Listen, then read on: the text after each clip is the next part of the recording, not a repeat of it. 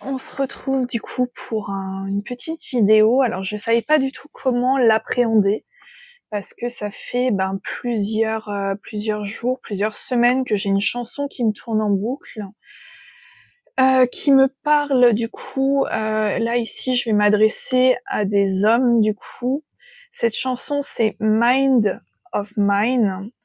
J'ai demandé parce que je me sentais pas de vous la lire en anglais. Et voilà, avec les droits d'auteur et tout ça, machin, la musique, voilà, je vous laisserai les références du coup en légende pour aller l'écouter si jamais le message vous parle.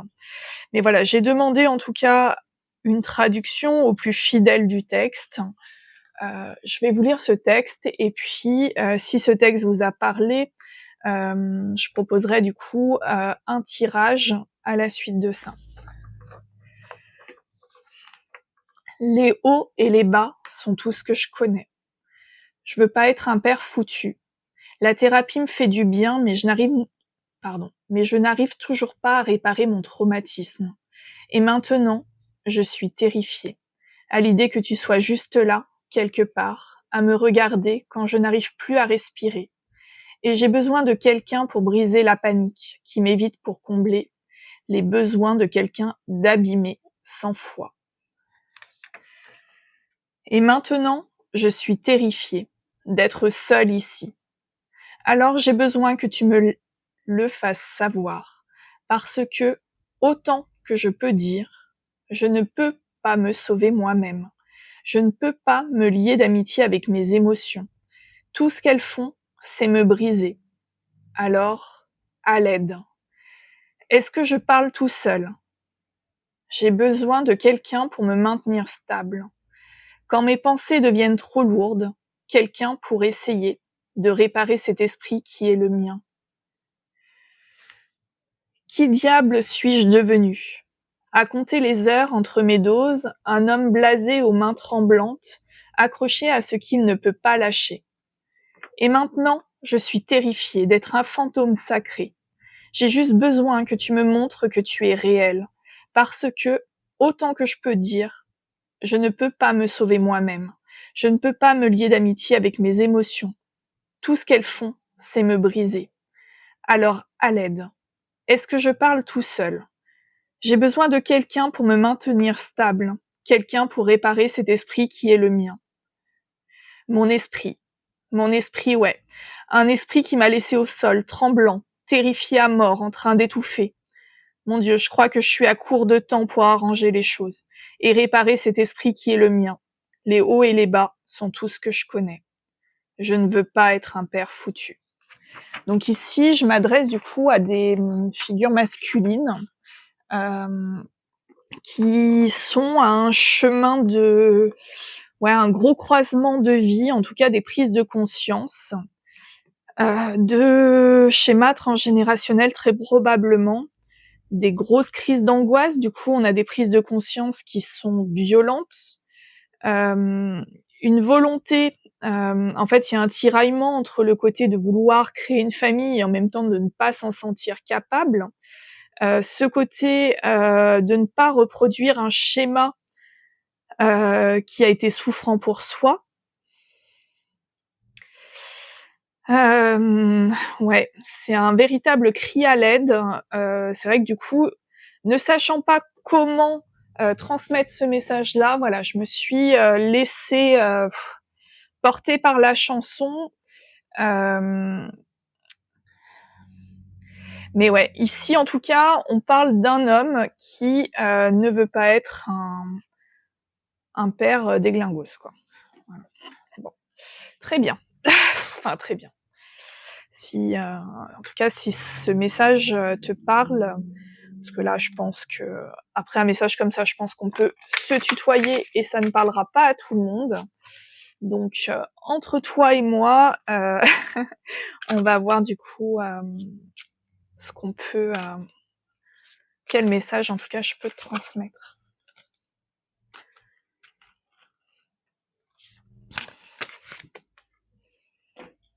Alors, on me parle ici de Prométhée avec l'ingéniosité. Très bien. de la romance avec Cupidon, de la tentation. Très bien. Ok. Et de la bénédiction. Bon. Avec Isis. Très bien. Bon, alors. Tac. Désolée, ça vibre dans tous les sens. Je suis toujours sur ma petite desserte à roulette. Mais voilà, je trouve que c'est relativement pratique. Alors, ici... de toute façon, là, on reste un petit peu dans le même contexte que la chanson, c'est-à-dire qu'on est sur une fuite. Là, la romance, on est vraiment sur ce côté primaire, je dirais, de certaines émotions. Entre la naïveté et la passion. On a un peu un côté ici, essayer de trouver un équilibre entre on tâtonne et on y va à 200 à l'heure, en fait.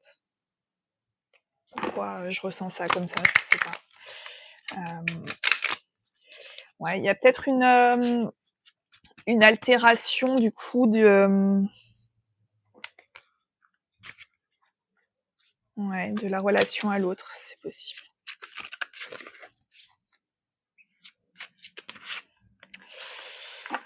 Alors, ici, se fier à son intuition. Fiez-vous avant tout à votre intuition afin d'aller dans la bonne direction. Ne laissez pas vos peurs et vos inquiétudes vous indiquer quel chemin prendre. Pour le moment, mieux vaut ne pas partager vos secrets avec autrui. Okay. Alors oui, là je l'ai pas dit, mais c'est le tarot des anges gardiens. J'ai senti le besoin d'avoir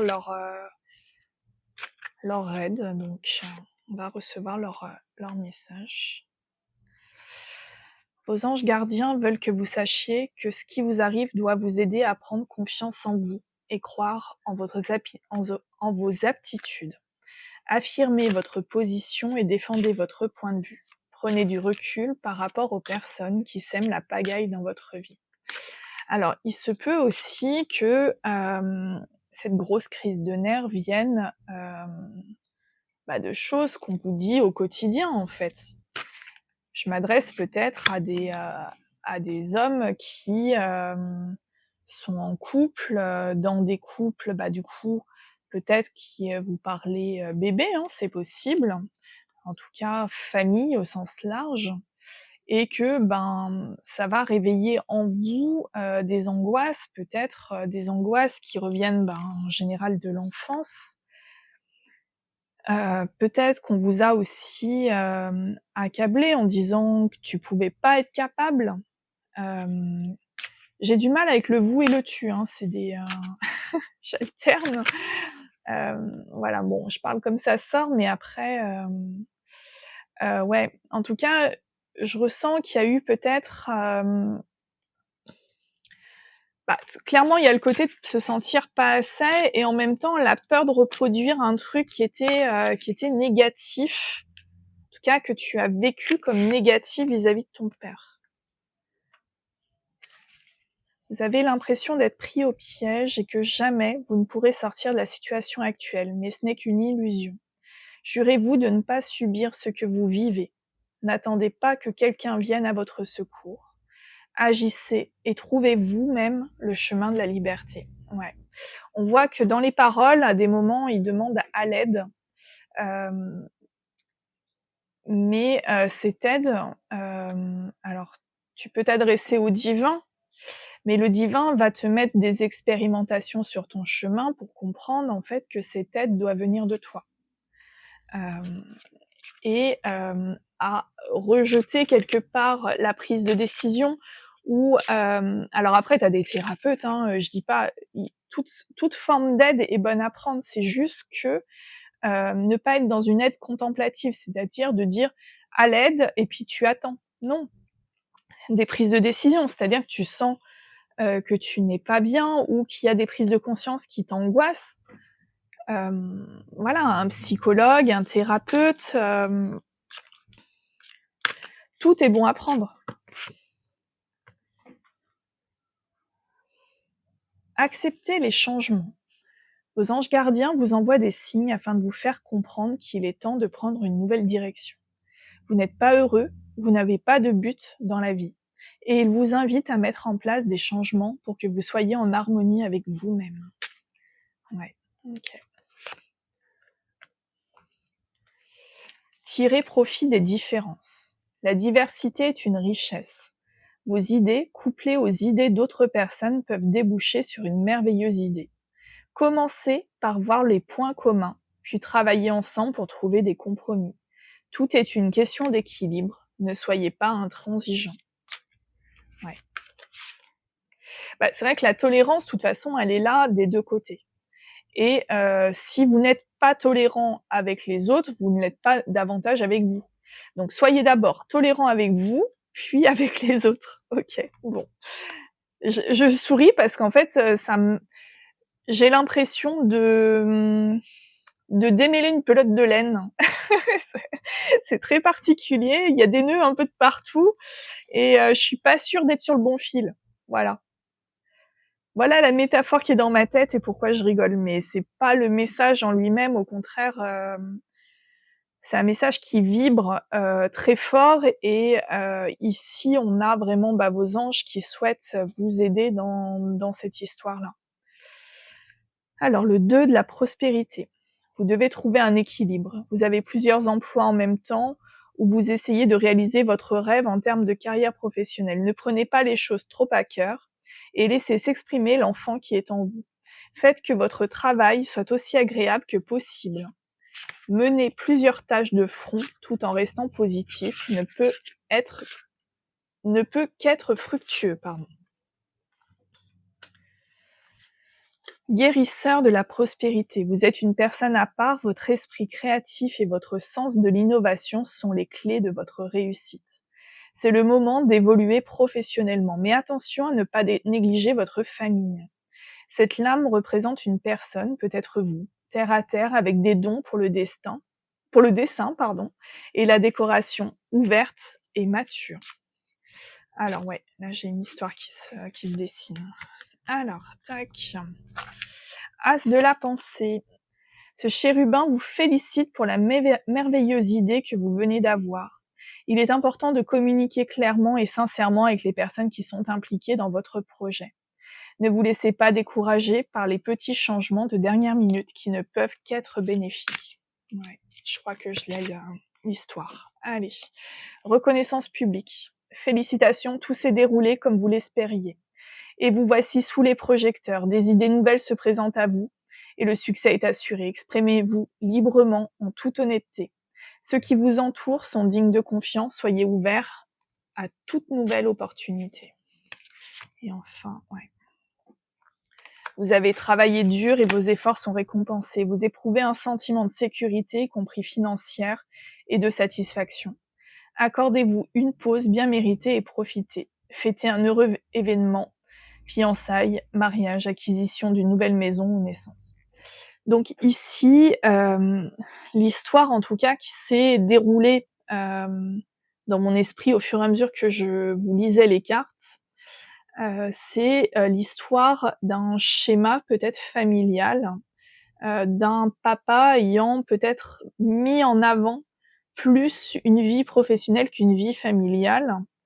Du coup, qui a pu créer un déséquilibre au quotidien dans la famille. C'est-à-dire que cet homme travaillait, œuvrait pour la prospérité de sa famille, mais pas pour les individus.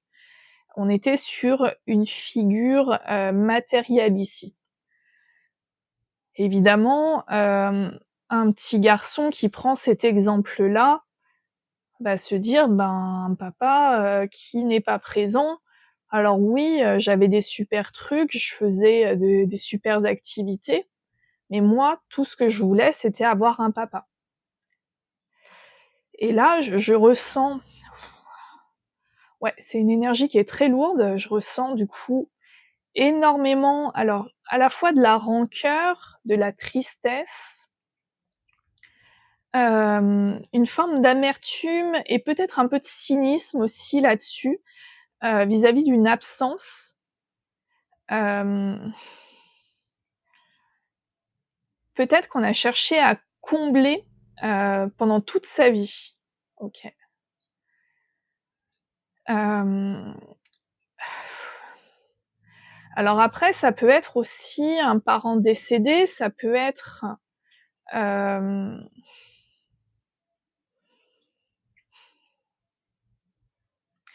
ouais. En tout cas, ici, je parle d'un papa, qui, était clairement absent, pour un petit garçon et ce petit garçon aujourd'hui a grandi, hem et se questionne sur qu'est-ce qu'une vie de famille, sur, qu'est-ce qui fait qu'il sera, méritant d'avoir une famille équilibrée? Est-ce que ça serait pas lui qui foutrait tout en l'air? Il y a un peu ce côté-là de se dire,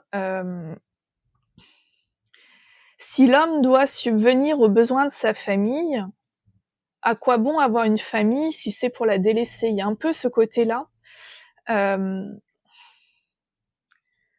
cette dualité quelque part de se dire, toute ma vie on m'a dit qu'il fallait que je travaille sur le matériel. Je suis l'homme, c'est moi qui dois, travailler, sur le matériel pour ma famille.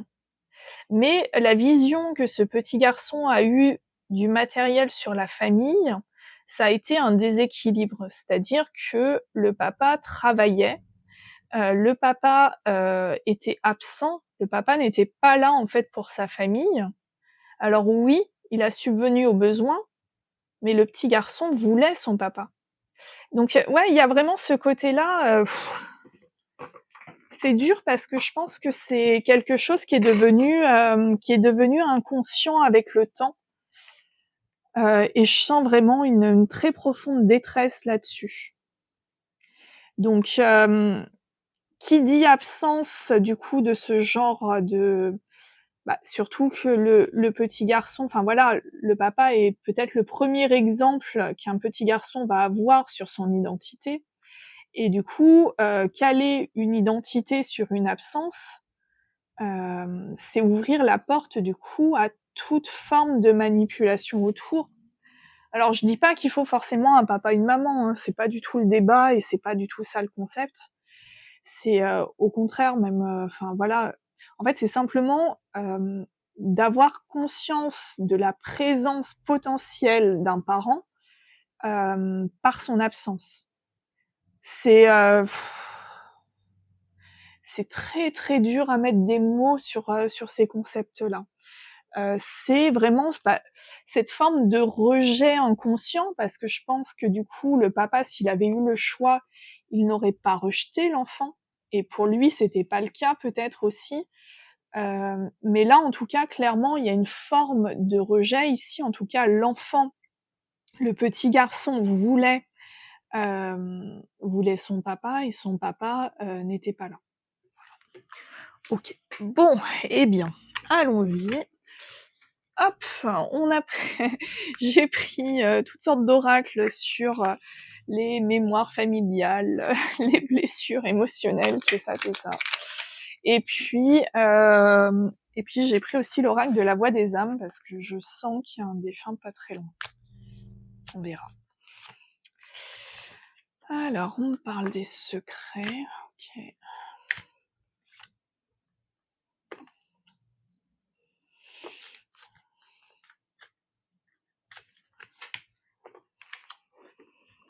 OK.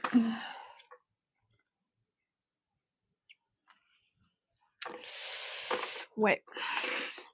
Je crois qu'on est un peu en plein dedans là.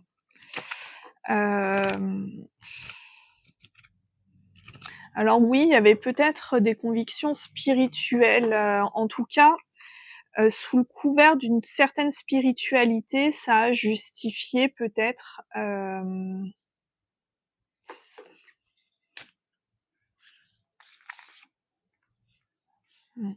ouais, c'est ça. En fait, ce qu'on me dit, c'est que, ce petit garçon, en fait, se retrouvait sans place à proprement parler. Tout était un peu comme des secrets, tout était en fait, il y avait énormément de choses que ce petit garçon n'avait pas à connaissance. Soit parce qu'il était trop petit, soit parce que, sous le couvert de vouloir protéger peut-être, on ne disait pas les choses. Hem,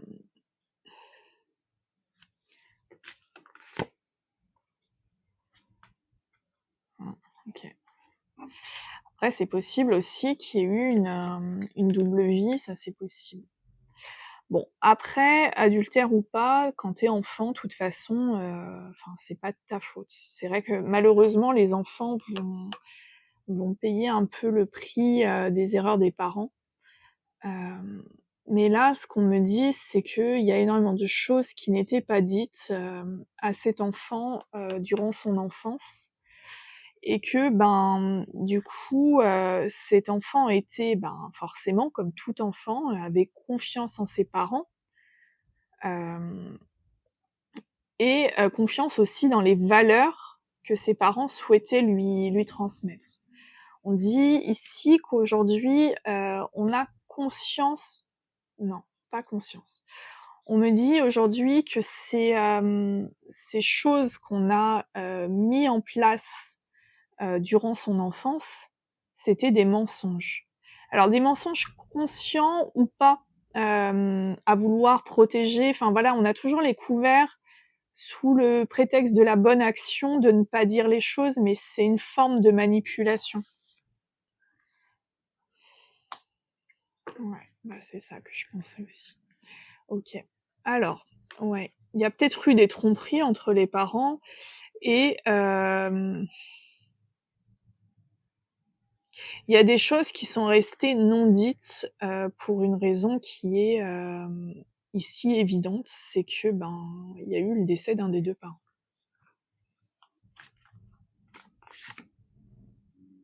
Ouais. Et du coup, le parent restant a dû improviser tant bien que mal. OK.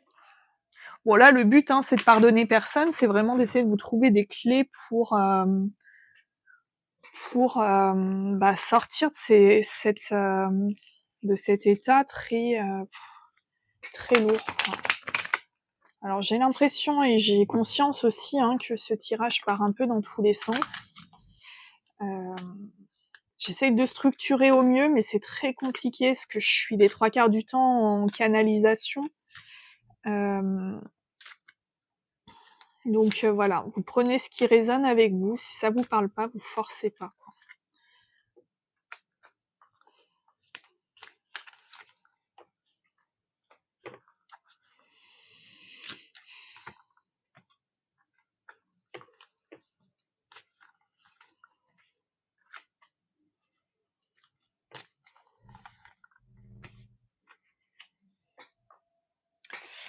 Ouais, alors déjà ici, ce qu'on me dit, bon ben, voilà, sans grande, on a ici, ben, déjà des blessures liées à un abandon. Donc forcément, si l'un des parents est décédé, hem, ben, la place restait, libre quelque part. Hem et avec le côté, tout à l'heure, les enjeux spirituels et tout ça, c'est possible, bah, qu'en fonction d'une certaine religion ou de certaines pensées, voilà, extérieures, qu'on décide, de ne pas se remarier, par exemple, ou des choses comme ça. Cette disparition a entamé une blessure d'injustice, qui, bah, forcément, pour un petit garçon qui va vivre le décès d'un papa, on est clairement ici, c'est pas juste. Mon papa travaillait beaucoup, je le voyais pas et puis maintenant je le verrai plus du tout et du coup, on a développé ici, une façon, quelque part, de museler un peu toutes ces souffrances en, en changeant, ce qu'on croyait savoir. C'est-à-dire que du coup, les situations potentiellement souffrantes, on préfère y mettre fin avant même qu'elles ne débutent, pour ne pas souffrir. Et ça, c'est devenu un schéma, hem et un schéma, à mon sens, qui existait déjà dans la famille, en tout cas, c'est ce qui en ressort, ou en tout cas, c'est un schéma qu'on a axé sur, peut-être des influences, qu'on a pu voir, peut-être avec le parent, avec la maman qui restait, quoi. Bon, on a encore la loyauté familiale, alors je crois elle était là, voilà, toc. Il y a pas de secret, hein. Donc du coup, ici, le plus grand karma transgénérationnel est lié à la famille, très probablement à la maman. Il y a ici un schéma, en tout cas si tu souhaites, changer la situation, il y a une prise de conscience et un regard à porter, sur les attitudes et les façons de faire de ta maman. OK.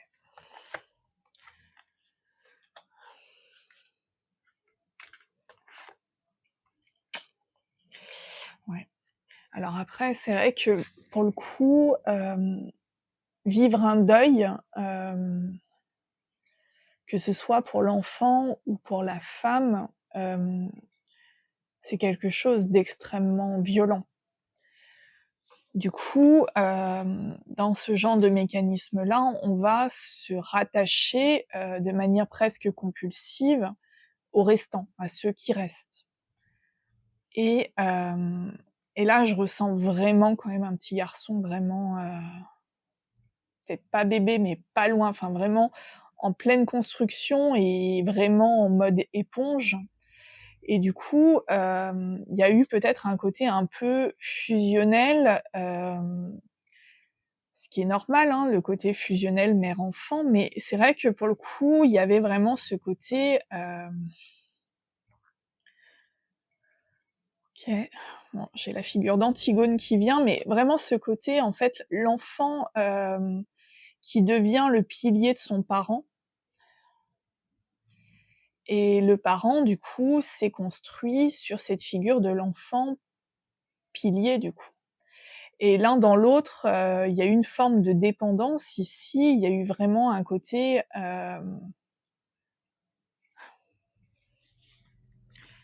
ouais, bon ça rejoint, OK. Bon, j'épilogue pas trop là-dessus parce que dans le sens que abandon et rejet, ils sont en miroir. Donc c'est possible, que si toi tu vivais l'abandon, ta maman était dans une blessure de rejet, donc du coup, il y avait le côté de ne jamais être à la hauteur, tu voulais tout donner.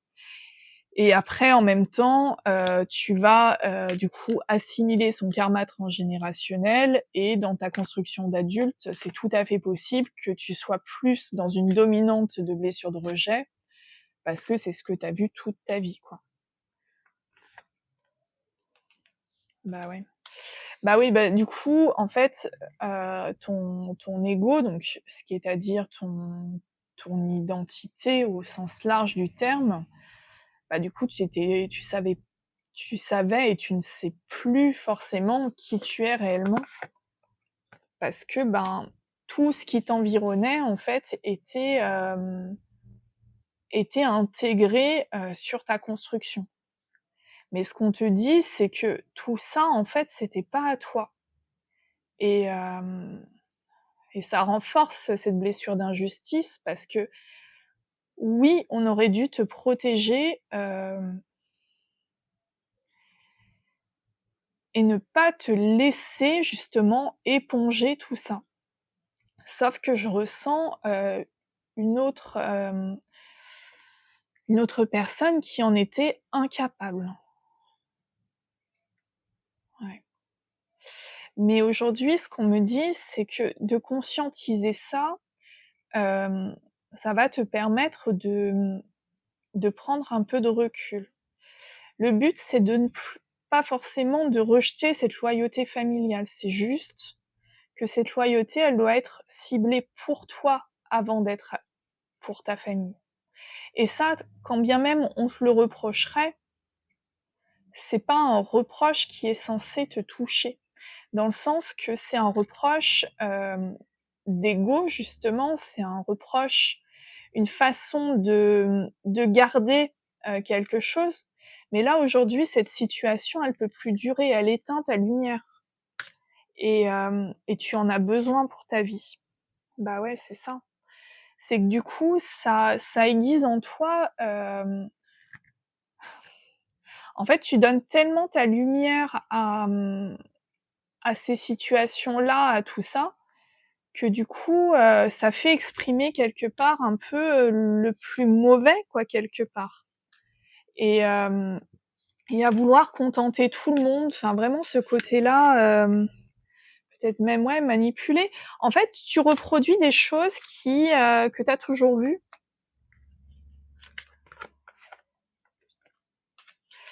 Ouais, bon.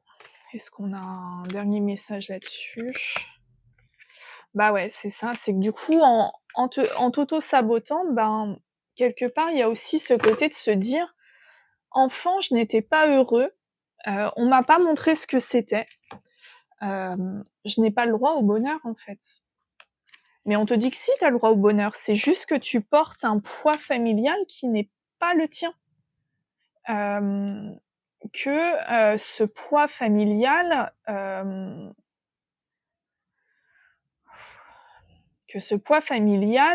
tu peux t'en dissocier en imposant des limites. Parce que oui, tu peux être,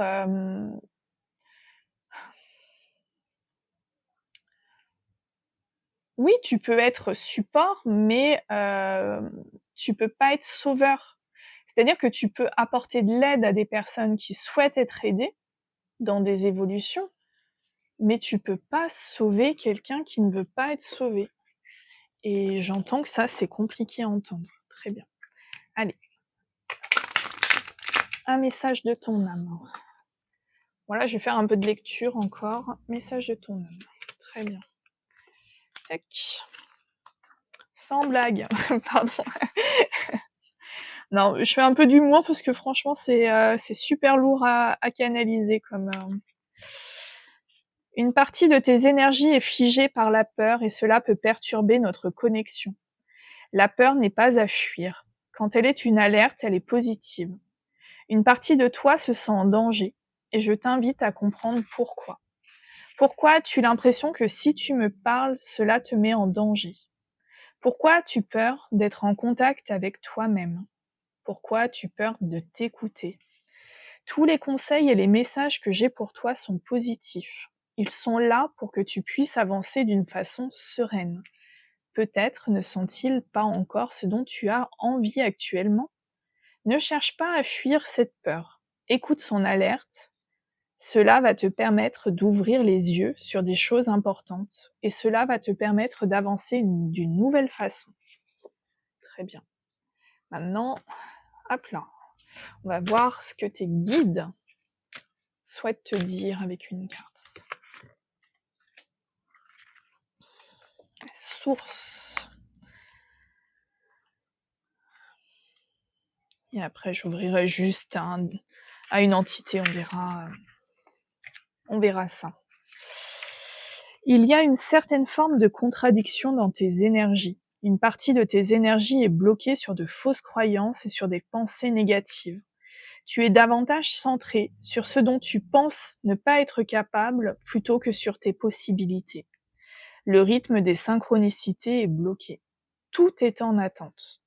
Tu n'es pas invité à patienter, tu es vraiment invité à prendre conscience de cette contradiction. Elle n'est pas négative, son alerte est positive. Cette contradiction t'invite à prendre conscience que tu n'es pas totalement connecté aux énergies de confiance. Et surtout, tu es invité à te connecter à la loi d'attraction pour créer tout ce que tu visualises. Parle de façon positive au présent et surtout crois en toi. Plus tu vas croire en toi et plus tu vas créer tous les chemins des possibles. Plus tu vas croire en toi et plus tu vas avancer d'une façon sereine. Plus tu vas croire en toi et plus tu vas créer une nouvelle harmonie dans tes pensées. Ouais. OK. Bon, ouais. Oui, oui, oui.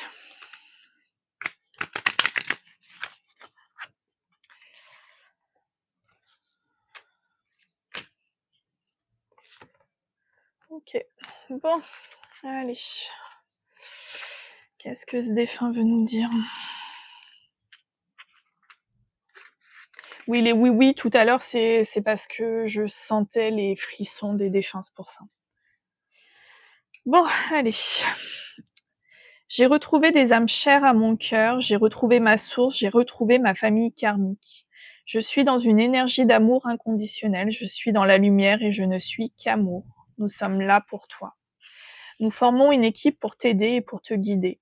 Et nous sommes là pour créer un égrégore positif autour de toi. Tu as de très grandes choses à vivre et à accomplir. Tu as un très grand bonheur à créer. Tu es capable de le faire. La vie terrestre est un cadeau dont l'instant présent est la clé du bonheur et du bien-être. Alors connecte-toi à l'instant présent, vis pour toi, vibre avec ta beauté, nous sommes là pour te protéger, tout va bien. Ouais. Là, en fait, concrètement, ce qu'on te dit, c'est que oui, tu portes des blessures peut-être de cette absence, c'est tout à fait possible. Aujourd'hui, il y a des traumas qui restent présents et que tu as cherché à fuir et c'est pas dans la fuite, que tu vas pouvoir les dépasser. La fuite, c'est rien de plus que de mettre la poussière sous le tapis et puis un jour, bah, ça te fait, limite, une litière pour chat au milieu de ton salon, quoi. L'objectif, c'est pas ça. C'est, de regarder, de t'écouter et puis de te rendre compte que le passé, tu ne peux pas le changer. Tu peux pas changer ton passé. Tu peux pas changer le futur, en même temps, il est pas créé. Par contre, tu peux agir sur ton présent et ton présent, tu peux le choisir, à la couleur que tu veux. C'est-à-dire que si tu veux y mettre un arc-en-ciel, bah, mets-y un arc-en-ciel. Donne-toi les moyens de mettre un arc-en-ciel. Si tu veux dépasser une situation, bah, donne-toi les moyens de la dépasser. Ce qu'on te dit, c'est qu'aujourd'hui, avec la loi de l'attraction, avec tes conscientisations, tout est possible. Tu peux, tu peux dépasser tout ça et enfin incarner, la personne que tu es, au-delà, des blessures de ta famille. Hem, J'entends que des blessures familiales, c'est très compliqué à dépasser. Mais, quand tu deviens, pourquoi j'ai ce terme qui vient? Bon, quand tu deviens le proxy de quelqu'un, quand tu deviens, son soutien, son second quelque part, hem, ça veut dire en fait que cette personne se décharge sur toi. Hem, Est-ce que c'est juste, de la part d'un parent de se décharger sur son enfant?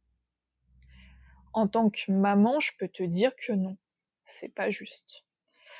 Hem, Par contre, qu'est-ce qui est juste? C'est de parler, d'expliquer: «Oui, en effet, je peut-être que je n'aurais pas dû agir comme ça». Enfin, après on c'est tellement lié à la façon d'être de chacun que c'est très compliqué de dire les choses avec des mots très précis. Mais en tout cas, ce qu'on me dit, c'est aujourd'hui que tu te recentres sur toi, que tes guides t'encouragent, hem, à te recentrer sur toi et surtout le message, qui est en corrélation entre la source et les retrouvailles, c'est que, ben, si en effet ce message t'a parlé et qu'en effet, enfant, tu as perdu ton papa est un de tes guides.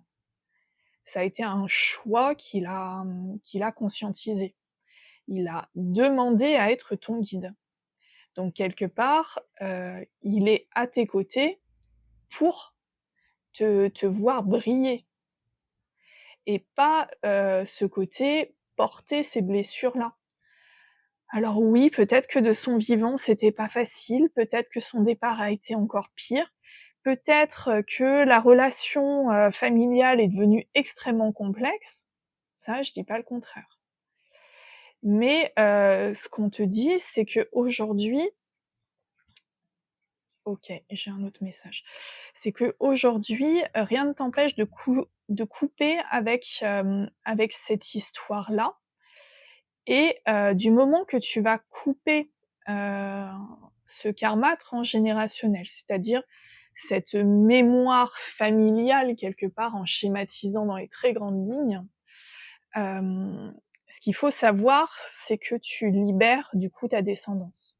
Ça veut dire que ce que toi peut-être tu as pris dans ton sac à dos d'enfant, en mémoire on va dire de tes parents et ben, en fait tout ça tu vas le vider et quand tu auras des enfants, hem, le sac à dos ne les portera pas. Donc si, ouais j'entends. Si, c'est pour toi, la raison suffisante, prends cette raison en leitmotiv pour te décharger de ça, si tu as besoin de ça.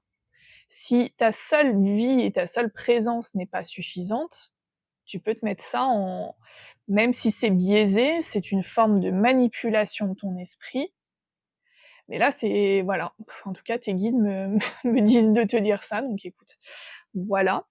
Hem, quoi dire de plus? Je sais pas, ça fait quand même 40 minutes que je blablate.